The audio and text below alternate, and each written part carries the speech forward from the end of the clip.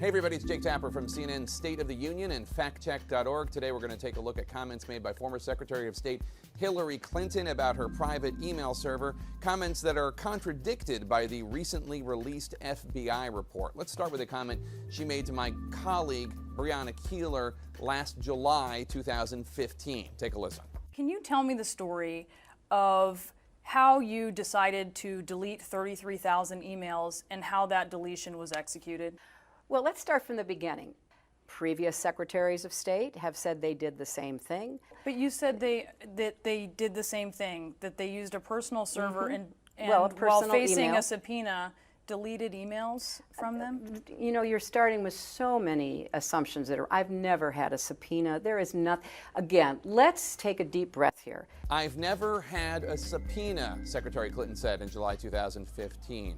Is that true? What did she mean by that? Well, her campaign spokesman, Nick Merrill, issued this statement at the time saying, quote, she was asked about her decision to not retain her personal emails after providing all those that were work-related, and the suggestion was made that a subpoena was pending at the time.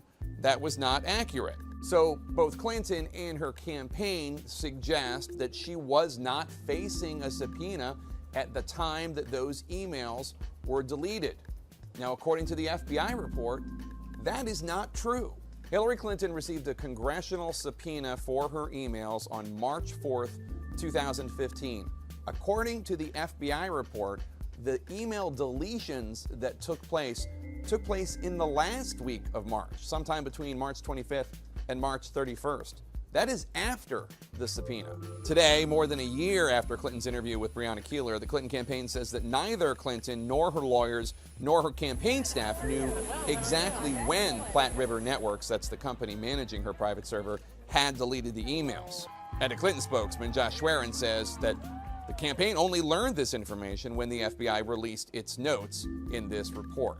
So now, this gets into some hair-splitting territory, but if you look back at what Nick Merrill said in July 2015, he is talking specifically about Hillary Clinton's decision to have those emails deleted, not when the emails were actually deleted. And we now know that the decision was made before the subpoena, but the actual deletion was after the subpoena.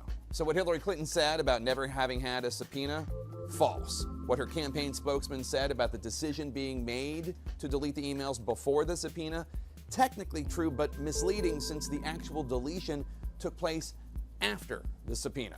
Now let's turn to a second comment Hillary Clinton has made that was contradicted by the new FBI report. The people in the government knew that I was using a personal account. The people I was emailing to on the .gov system certainly knew, and they would respond to me on my personal email. Is that true? Did all the people on the .gov system that then Secretary of State Hillary Clinton emailed know that she was using a personal account? Well, according to the FBI, no, that's not true. The FBI says, quote, emails from Clinton only contained the letter H in the sender field and did not display her email address. Only 13 people emailed her directly. The majority of State Department employees interviewed by the FBI did not know she had a personal account, the FBI said on page 13 of its report. So here's the bottom line. The FBI report contradicts then Secretary of State Hillary Clinton on these two important points. One, she was under subpoena when the private contractor deleted those emails. And two, not everybody who she was emailing in the .gov system knew she was using a personal account. A reminder to all you politicians out there, you're perfectly entitled to your own opinions, not to your own facts. I'm Jake Tapper for CNN State of the Union and factcheck.org. Hey everybody, it's Jake Tapper from CNN State of the Union and factcheck.org, and today we're going to take a look at a comment made by former Secretary of State Hillary Clinton about her private email server that she used for official state business. Take a listen. As I have said many times, you know, that was absolutely permitted, and I did it, and it turned out to be a mistake. It wasn't the best choice. Is that true? Was Hillary Clinton's use of a private email server for official business while she was Secretary of State absolutely permitted? No, that's not true. She says that because she permitted herself and there was no one absolutely prohibiting her. In fact, I asked her about who signed off on this private server, last October. Take a listen. Was allowed under the rules of the State Department. And again, So nobody signed off on it? no, it was allowed. Okay, so what exactly was allowed? Federal regulations allowed Clinton to send and receive emails outside the government system, but those emails had to be preserved before she left office.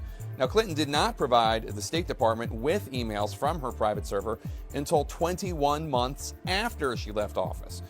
A federal judge in a lawsuit involving Clinton's emails said she failed to follow, quote, government policy on preserving federal records, and her decision to conduct government business exclusively on this private server was, in the words of one expert, quote, inconsistent with long-established policies and practices governing all federal agencies. Now, the Clinton campaign maintains that the secretary's email practices were permitted because of a 2009 regulation that said that federal agencies may allow their employees to send and receive work-related emails using a system not operated by the agency, but it also said an agency must ensure that federal records sent or received on such systems are preserved in the appropriate agency record-keeping system, and Clinton did not follow those federal regulations on preserving email records. In the end, former Secretary of State Clinton's exclusive use of her private email server for the people's business was definitely unusual.